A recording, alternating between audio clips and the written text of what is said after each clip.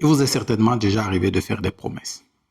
Et à certains moments, les promesses que nous faisons sont difficiles à tenir, que ce soit vis-à-vis de notre enfant, de notre conjoint, de notre patron, de n'importe qui. À un moment, la promesse devient difficile à tenir.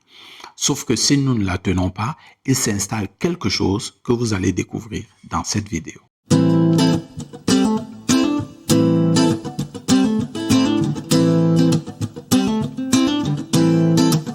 Comme je vous l'ai dit, il m'arrive souvent de relire des livres que j'ai déjà lus et j'ai déjà fait une vidéo sur un livre particulier, ce livre-ci, Le Fonceur.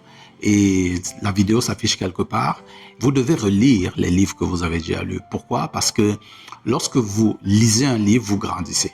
Mais lorsque vous le relisez, vous êtes une nouvelle personne par rapport à la personne que vous étiez avant que vous ne lisiez le livre. Ou bien quand vous l'avez lu la première fois. Donc quand vous le lisez la deuxième fois, vous grandissez encore. Et les connaissances que vous accumulez sont différentes. Vous devenez une meilleure personne. Donc vous devez lire et relire les livres que vous avez déjà lus. Si vous n'avez pas de livres à lire entre-temps, prenez les livres que vous avez déjà lus et lisez-les.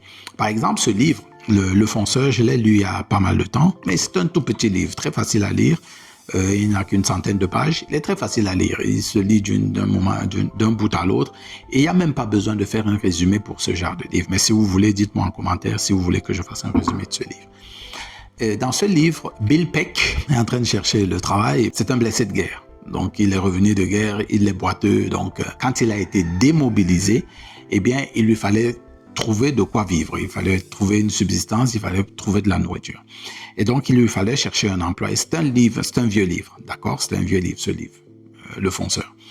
Maintenant, il a trouvé le monsieur qui lui a dit « Ok, on peut te prendre ». Il a fait tout ce qu'il avait fait et qu'il avait à faire pour trouver un emploi. Et l'emploi qu'il devait prendre, donc maintenant, il y avait un défi qu'il devait rapporter un vase bleu. Et ce vase bleu-là, ce que lui, Bill Peck, ne sait pas, c'est que le patron, du moins la personne à qui il a demandé l'emploi, a mis tous les pièges possibles pour qu'il ne puisse pas lui ramener ce vase bleu. Et donc, Bill Peck allait de contrariété en contrariété, de contrainte en contrainte, de surprise en surprise, tout pour que le vase, il ne l'ait pas. Et non seulement pour qu'il ne l'ait pas, mais en plus qu'il ne l'ait pas à temps. Mais Bill Peck avait déjà promis à son patron qu'il lui rapporterait ce vase. Et malgré tout ce qu'il a fait, il est parti dans la nuit, il a escaladé ceci, il a fait mis même les bijoux en gage, fait des choses pour ramener à son patron le vase bleu.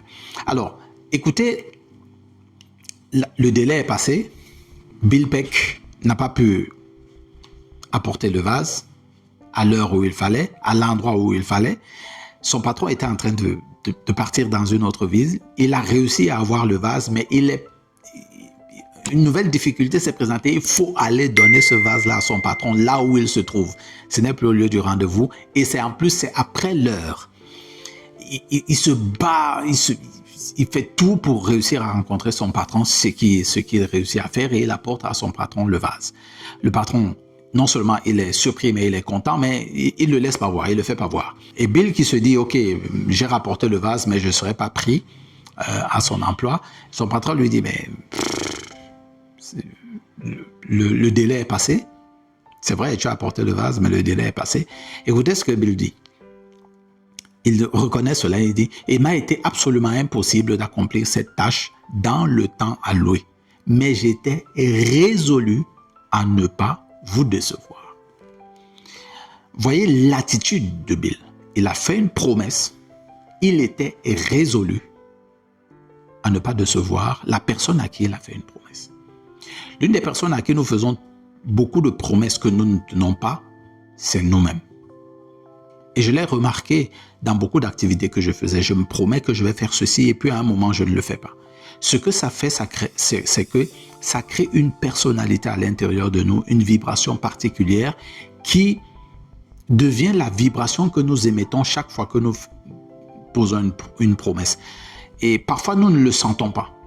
Mais lorsque nous nous faisons une promesse à nous-mêmes et que nous avons déjà accumulé un taux de promesses que nous n'avons pas tenu, notre corps sait automatiquement que nous n'allons pas remplir cette promesse et il commence à tout faire pour nous saboter. Et là, notre parole commence à jouer contre nous-mêmes. Souvent, on essaie de chercher des excuses pour le patron, pour les enfants, mais pour nous-mêmes, c'est la chose la plus dangereuse à faire. Ne pas tenir les promesses que nous nous faisons à nous-mêmes. Bill Peck continue en disant, toujours sur le point des promesses, « On m'a appris à tenir mes promesses, même quand elles m'apparaissent après coup d'une bêtise extrême. On m'a appris à y être fidèle, à temps si possible, mais si ça ne l'est pas, d'y être fidèle de toute façon. » Lorsque vous vous faites une promesse, remplissez cette promesse.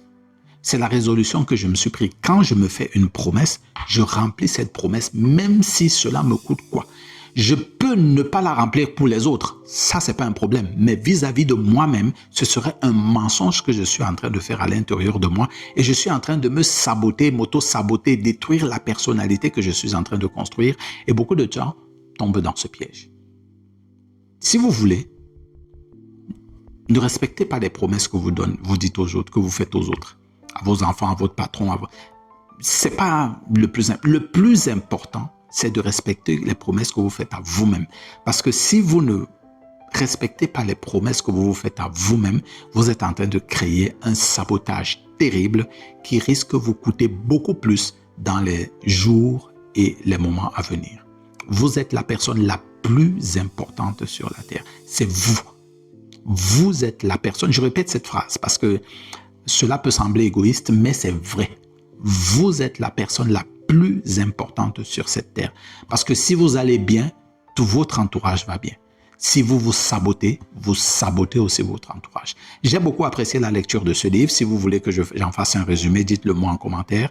Il est tout petit, vous voyez, il est tout petit, 100 pages, et il se lit d'une traite. C'est vraiment une histoire qui est racontée, et je vous recommande vivement la lecture de ce livre si vous êtes un entrepreneur, un parent ou n'importe qui, parce que un fonceur, c'est d'ailleurs les fonceurs qui font réussir le monde d'aujourd'hui.